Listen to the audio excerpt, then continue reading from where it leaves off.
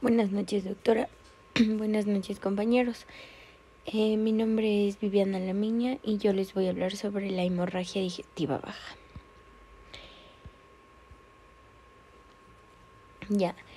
El índice que se va a tratar hoy es el concepto, la epidemiología, la etiología, los factores de riesgo, las manifestaciones clínicas, el diagnóstico, el tratamiento y las medidas de prevención. Para empezar con el concepto, tenemos que se reconoce como una hemorragia digestiva baja a todo sangrado que provenga de una lesión distal al ángulo de Treitz. El espectro clínico es amplio debido a que involucra diferentes etiologías y varía desde una trivial hematoquesia hasta una hemorragia exsanguinante.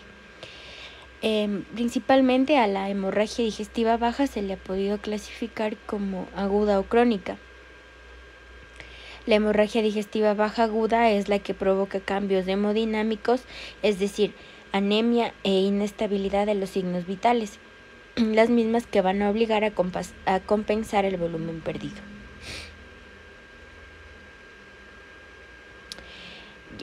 También se conoce como hemorragia digestiva baja a toda aquella pérdida de sangre de inicio reciente originada por una lesión que está dada principalmente en el tubo digestivo.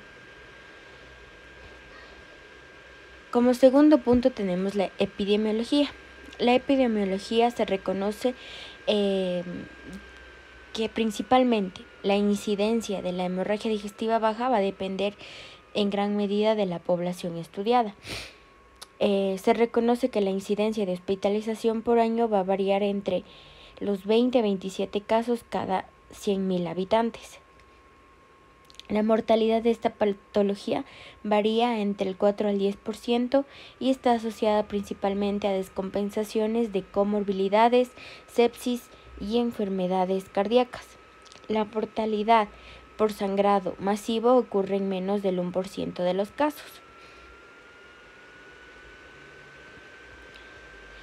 Dentro de la etiología tenemos principalmente que según su ubicación el 80% de casos tiene su origen a nivel colorectal, con un 64,9% en el ciego, en el colon derecho el 13,3%, en el colon transverso el 2,7%, en el colon izquierdo el 5,4% y en el sigmoides y recto el 10,8%.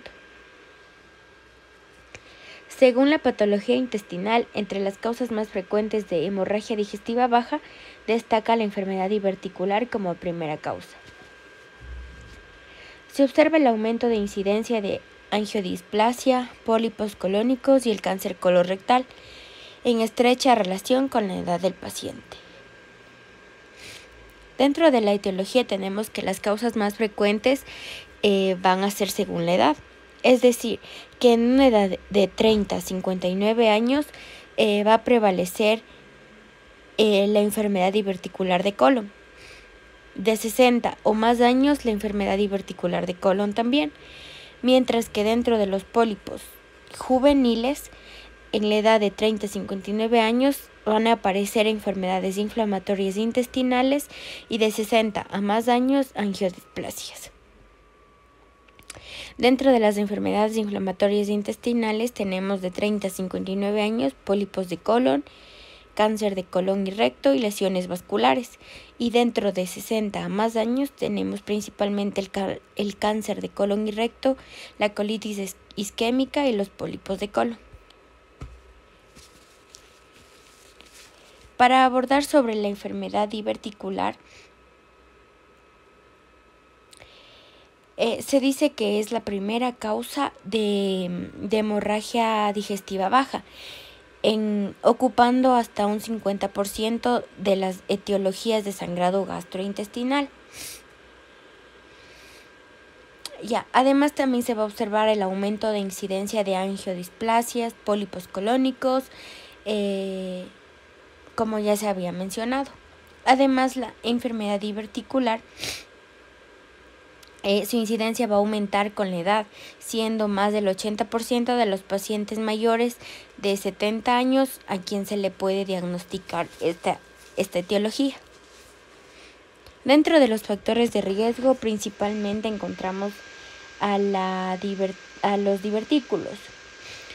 Estos generalmente presentan una hemorragia sin dolor abdominal, o si hay dolor, este es leve y de forma cólica. En la historia del paciente suele haber estreñimiento, toma de medicamentos conocidos como los AINES, y a esto se le suman los anticoagulantes.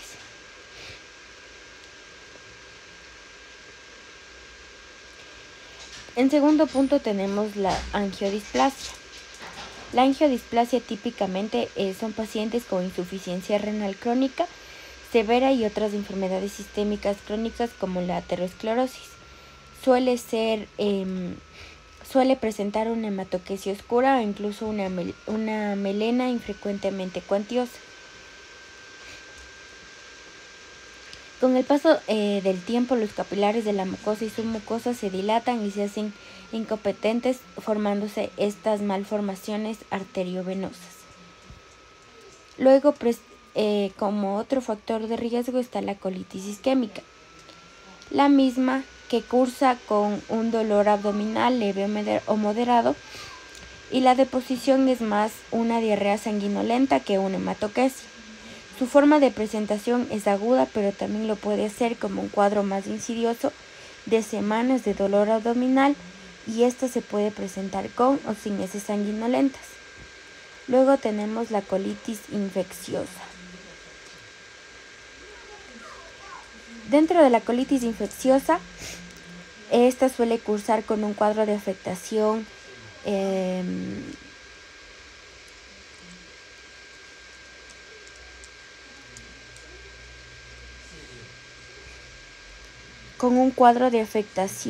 de estado general, que principalmente va a causar fiebre, dolor abdominal y deposiciones con sangre o moco.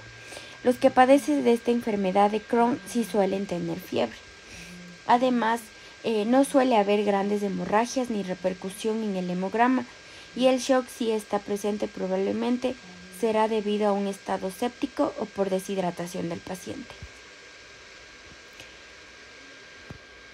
Luego tenemos los tumores colorectales. Este puede dar dolor abdominal, pero en muchos casos este síntoma no está presente. El antecedente típico es la pérdida de peso, y en ocasiones incluso se presenta caquexia o malnutrición. En algunos pacientes puede palparse hasta masas abdominales. La patología anorrectal es típico en pacientes jóvenes, sobre todo está asociado a estreñimiento, al embarazo y al puerperio. La rectorragia por hemorroides no da dolor abdominal, pero sí síntomas anorrectales como picor, dolor y otras molestias. El sangrado típico es de sangre rojo brillante y se produce al final de la defecación, es decir, manchando el váter o el papel higiénico. Si el dolor es muy intenso y está en relación con la defecación, orienta más a que el paciente podría presentar una fisura anal. Otras causas u otros factores de riesgo asociados a hemorragia digestiva baja está la hemorragia digestiva baja por úlcera péptica, gástrica o duodenal. Esta principalmente por la toma de AINES y tabaquismo. Otra es por varices esofágicas, que es causada principalmente por el alcoholismo crónico y cirrosis hepática. Y por último, la colitis rádica, la misma que es un antecedente de radioterapia abdominal o pélvica. Dentro de las manifestaciones clínicas tenemos una deposición hemorrágica. Aquí cabe mencionar que el aspecto y la coloración de la deposición por sí mismo no será concluyente para determinar dónde está el origen de la hemorragia o si es alta o baja. También se va a presentar la hematoquesia, que se conoce como la emisión de sangre roja o granate por el ano independientemente del origen. Esta puede ir sola o acompañada de heces. Generalmente este aspecto lo dan las hemorragias producidas en yeyuno, ilio y colon. Otra manifestación clínica es la rectorragia. Como ya se había mencionado, es una hemorragia cuyo origen es en el recto. Como tiene origen de hemorragias de sangre roja y nunca va a presentar melenas. Por extensión, este término es con el que actualmente se denominan todas las hemorragias digestivas bajas que no son de aspecto melénico. Luego tenemos las melenas, que estas se conocen como la eliminación de restos hemáticos por el ano, cuando estos son de dolor negro intenso. Una hemorragia digestiva baja está originada en el yeyuno o en el ilio, e incluso en el ciego o el colon ascendente, que pueden presentar este aspecto. Dentro de las manifestaciones clínicas también es importante mencionar la exploración física y el estado hemodinámico del paciente, ya que esto nos va a ayudar a determinar la gravedad clínica del paciente. En los pacientes con hemorragia digestiva baja, la gravedad viene determinada fundamentalmente por la situación hemodinámica en la que se encuentra. Es decir, en la tabla que observamos aquí vamos a ver la clasificación del shock hipovolémico sobre la base de la presentación clínica del paciente. Se lo va a dividir en 4 grados, dividido en pérdida sangrienta, frecuencia cardíaca, presión arterial, frecuencia respiratoria, la diuresis y el nivel de conciencia. Esto nos va a ayudar a determinar en qué grado se encuentra el paciente y cuál sería su tratamiento para abordar. Los métodos de diagnóstico. Principalmente tenemos a la colonoscopía, a la arteriografía y a la gammagrafía con hematíes marcados y por último la tomografía computarizada.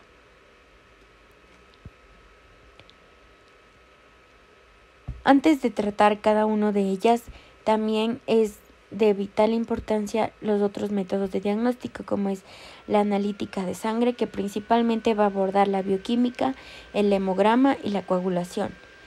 Las radiografías simples de un abdomen no se considera un método diagnóstico inicial en el estudio de un paciente con rectorragia, y el electrocardiograma, que sobre todo en pacientes mayores de 50 años con antecedentes de cardiopatía isquémica o de trastornos del ritmo cardíaco, o en aquellos que tengan dolor torácico, inestabilidad y inestabilidad hemodinámica. La colonoscopía principalmente es el método diagnóstico inicial más indicado para la mayor parte de los pacientes. Esta consigue el diagnóstico entre el 75 y el 100% de los casos, y además ofrece la posibilidad de hacer el tratamiento de la lesión. La potencia diagnóstica de la colonoscopía es mayor que la del resto de métodos diagnósticos radiológicos, puesto que estos requieren que haya sangrado activo en el momento del examen. Datos importantes para realizar la colonoscopía o quienes se pueden realizar. Aunque la mayor parte de los pacientes con hemorragia digestiva baja serán principalmente los candidatos para practicarles una colonoscopía, su elección como método diagnóstico debe ser muy cuidadosa. Es decir, está indicada para pacientes que presenten hemorragias moderadas o graves, en los que no está indicado hacer primero gastroscopía o si se ha realizado ha sido negativa. En pacientes estables hemodinámicamente tras el tratamiento de resucitación inicial, reversión de coagulación si fuese el caso. Y en pacientes si su estado clínico permite realizar la preparación purgante para la colonoscopía. Otro método diagnóstico es la esófago-gastroduodenoscopía. Principalmente esta se la va a realizar en pacientes con lavados positivos para sangre o con píloro cerrado si tienen hemorragia masiva o inestabilidad hemodinámica. También se la va a realizar en pacientes inestables hemodinámicamente con hemorragias masivas. Otro método diagnóstico es la gammagrafía. La gammagrafía se indica que para la hemorragia digestiva baja es un método diagnóstico muy sensible, con un 86%, ya que puede detectar hemorragias con un débito tan bajo al 0,1 milímetros sobre minuto, a diferencia de la angiografía que precisa débitos por encima del 1 al 1,5 milímetros por minuto. Su especificidad varía en torno al 50%, es decir, es muy baja, sobre todo si se compara con la colonoscopia o la angiografía, debido a su limitada resolución. Estos datos son los que han llevado a los investigadores a recomendar que la gammagrafía se utilice como método de cribado para seleccionar a los pacientes sangrantes que irán a la angiografía mesentérica. También es importante mencionar que algunas guías recomiendan la gammagrafía como método efectivo para determinar el origen del sangrado en pacientes con hemorragia de muy corta evolución.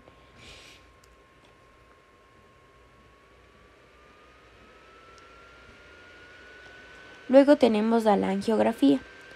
La angiografía para la hemorragia digestiva baja es un método diagnóstico sensible, ya que puede detectar hemorragias. Este es un método que detecta sangrados mayores al 0,5 milímetros por minuto. Son dos las situaciones fundamentales en las que está indicada la angiografía en la hemorragia digestiva baja. Aquellas hemorragias activas que impiden la realización de la colonoscopía y aquellas en las que la colonoscopía no identifica el lugar del sangrado.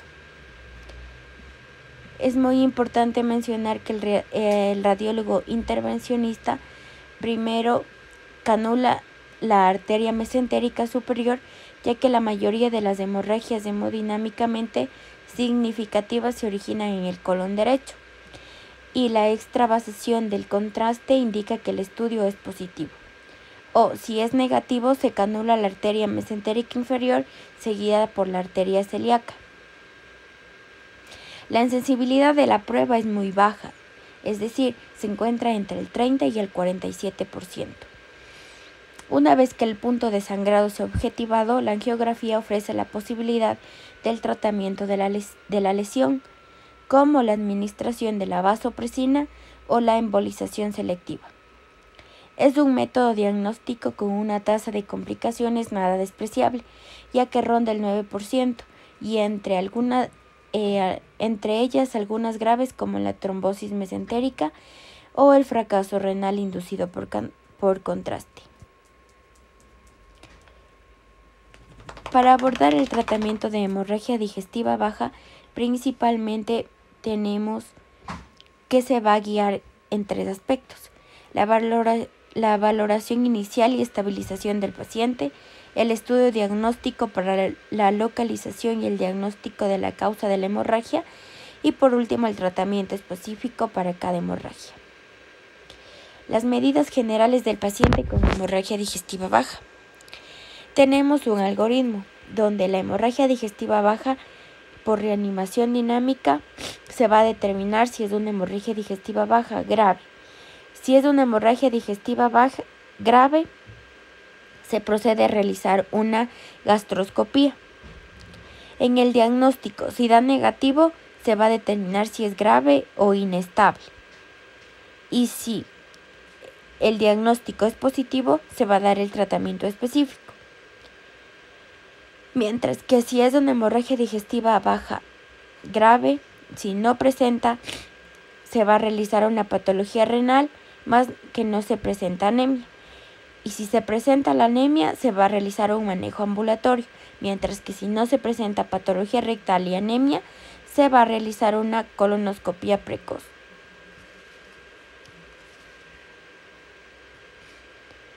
Como medidas generales está la nutrición en el paciente. En la mayoría de los pacientes se podrá reiniciar la dieta en menos de 24 horas, una vez realizadas las exploraciones necesarias.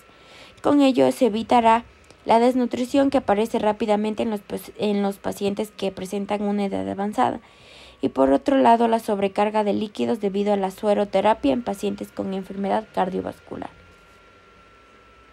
El tratamiento farmacológico. No hay evidencia suficiente para recomendar ningún tratamiento médico específico en pacientes con hemorragia digestiva baja, aguda. Sin embargo, se recomienda el octreotrio y la somatostatina, que son útiles en el tratamiento de la hemorragia recurrente o en las pérdidas crónicas secundarias de angiodisplasia. Como otro tratamiento también tenemos la radiología intervencionista. El tratamiento se da mediante la arteriografía, que va a ser un tratamiento de elección en pacientes con hemorragia digestiva baja, además que presenten inestabilidad hemodinámica cuando la angioTAC observa extravasación del contraste a la luz intestinal. El tratamiento endoscópico de la hemorragia digestiva baja se basa principalmente que entre el 10 y el 40% de las exploraciones por hemorragia digestiva baja requerirán un tratamiento endoscópico. Las técnicas disponibles son la inyección de adrenalina, la coagulación, es decir, en nuestro medio habitualmente con argón plasma, y las mecánicas mediante clips, bandas elásticas y endolops. Para el tratamiento de la hemorragia diverticular se recomienda la colocación de un clip. Este puede asociarse si se considera necesario la inyección de adrenalina alrededor y sobre el punto sangrante. El clip parece tan eficaz como la electrocoagulación o la inyección con adrenalina y no tiene el riesgo de perforación asociada a la electrocoagulación. El tratamiento para la hemorragia post-polipectomía. En el caso de una hemorragia inmediata, después de la resección de un pólipo pediculado, si el pedículo restante lo permite, es eficaz hacer una compresión con la misma asa de la polipectomía durante 5 a 10 minutos. En el caso de una hemorragia diferida, se puede utilizar la adrenalina y la coagulación, clips o endolops en función de la lesión y la experiencia del endoscopista. El tratamiento quirúrgico para las hemorragias digestivas de origen conocido. La necesidad de cirugía como el tratamiento de la hemorragia digestiva baja ha disminuido progresivamente en pacientes con hemorragia digestiva baja aguda y se utiliza exclusivamente como terapia de rescate 1. El tratamiento quirúrgico para una hemorragia post-polipectomía, principalmente la colectomía subtotal, es el último recurso que se va a presentar en pacientes con hemorragia persistente. Hay que recalcar que debe haberse descartado una hemorragia digestiva alta mediante una endoscopía digestiva alta, la arteriografía, la colonoscopía y la cápsula endoscópica.